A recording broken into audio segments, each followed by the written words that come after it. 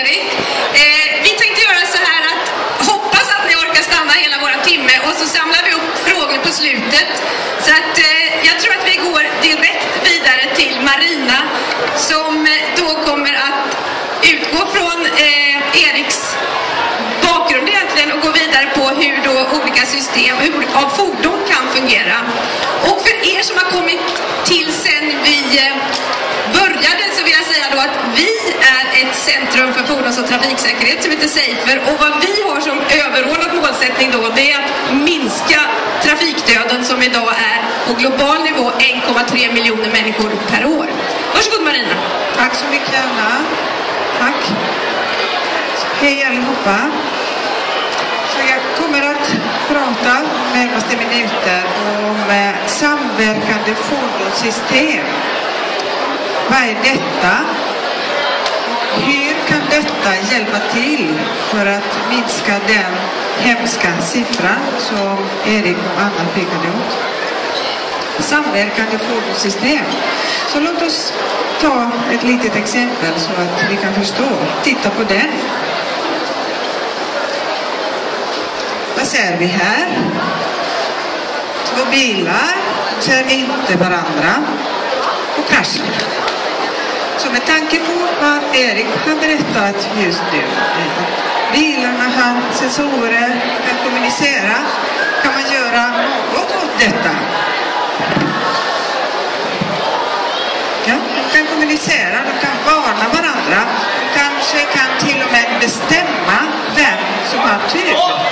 Som om det fanns någon trafikljus, fast det finns inte någon riktigt trafikljus just där. Okay? Som om det fanns någon trafikljus. Det som vi kallar virtuell trafikljus, som kan göra så här.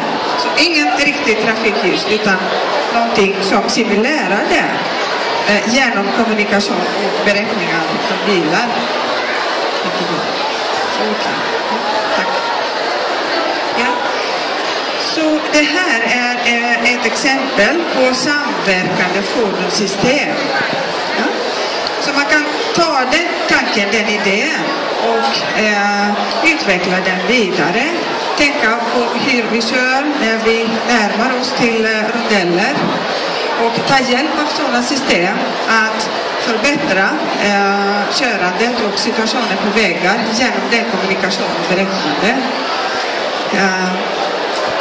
Så den virtuell trafikljus-idén kan hjälpa till eller förbättras också, utvecklas vidare för att förbättra flödet också i trafiken.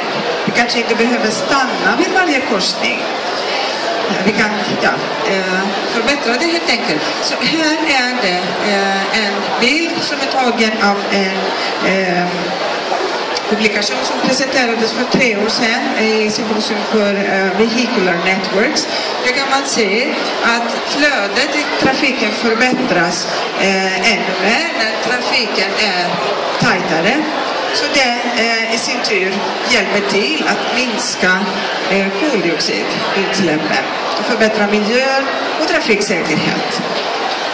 Så sådana är motivationer för vårt arbete.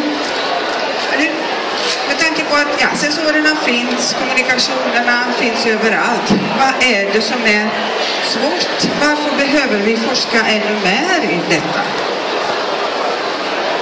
Jag kan visa ett exempel. Här ser vi ett annat exempel av ett samverkande fordonssystem. Den bilen ville komma in i det fältet, signalerade de andra gjorde med plats för att bilen fick plats i mitten. Låt oss titta på den en gång till. Bilen kommer, signalerar, på plats, men oops, det kommer en till och kraschar. Vad var det som var problemet? De kommunicerade inte med varandra. De missade se varandra. Så en bit som är svår är att en av svårigheterna är att bilen måste veta var den är någonstans relativt till de andra och bestämma vilka av de andra fordon är de som är berörda så att de kommunicerar tillsammans och gör det på rätt sätt. det är inte lätt. Så det är bara en av de många forskningsproblem som vi jobbar med. Det finns flera många sådana frågor. Så vi jobbar med att göra matematiska modelleringar för detta, komma ut med nya algoritmer som alla forskare är safer för att lösa sådana problem, för att göra mer färdig den teknologin för att komma åt den visionen och samverkande fordonssystem. Det är inte bara vi som gör detta. Det är internationellt viktigt forskningsområde och industrier berör också. Så Scania med VTI, de redan testar det som kallas platooning. Det är ett annat exempel på samverkande fordonssystem. Flera fordon de samkör för att förbättra flöden, avlasta lite grann föraren, förbättra trafiksituationen. Discovery Channel kommenterar sådana system som en technology that saves time, fuel and money. BBC också kommenterar om detta. Man kan hitta mycket information ute angående detta. Så om den teknologin tar över eller kommer att bli verklig. Man kan titta på ett annat exempel. Collision warning with emergency brake systems. Det som Erik också pratade om, och det kommer att diskuteras mer idag i en av de kommande presentationerna. Teknologin var där och systemen kunde vara där. Men det var ett frågetecken om detta skulle bli verkligt.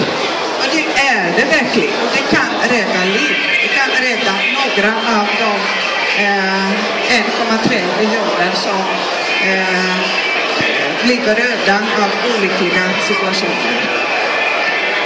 Så med sådana tankar som motivation vi jobbar för att komma åt den visionen om samverkande fordonssystem, för att få information till föraren och kanske till och med hjälpa till föraren om föraren inte agerar i god tid. Som jag sa, så vi gör matematiska modelleringar och algoritmer för att lösa de här problemen. Men inte bara den. Som ni ser här, vi använder, och där någonstans det rör en sån gubbe som den här. Vi använder sådana Lilliput-bilar och har den Gulliver testningsplattform där man kan göra första tester på sådana nya idéer.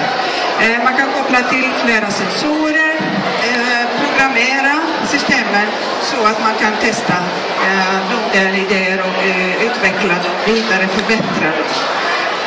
Det är många av oss som jobbar, flera av oss är här idag. Elan som är i hjärtat faktiskt av detta och koordinerar Gulliver och mycket annat. Henke där, Thomas är doktorand, Mustafa också forskningsingenjör. Så prata gärna med dem efteråt.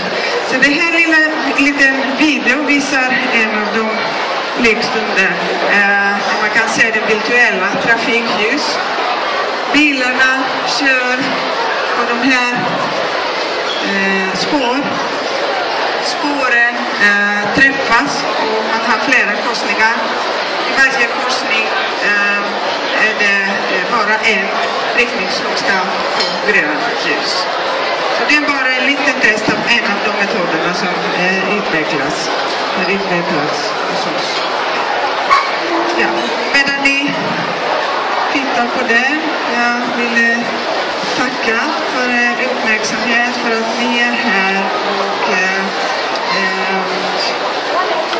jag är säker på att det finns det finns många stora eller små frågor. Det är upp till Anna att bestämma om vi tar dem sen eller nu. Ja, så. Tack så mycket Marina. Ja, vi kan ta en fråga nu innan vi släpper in nästa talare. Om det är någon som känner att ni vill. Annars så då väntar vi och tar det i samlad trupp. Men ni har hört här då ett sätt att försöka lösa framtidens trafiksäkerhet genom att fullständigt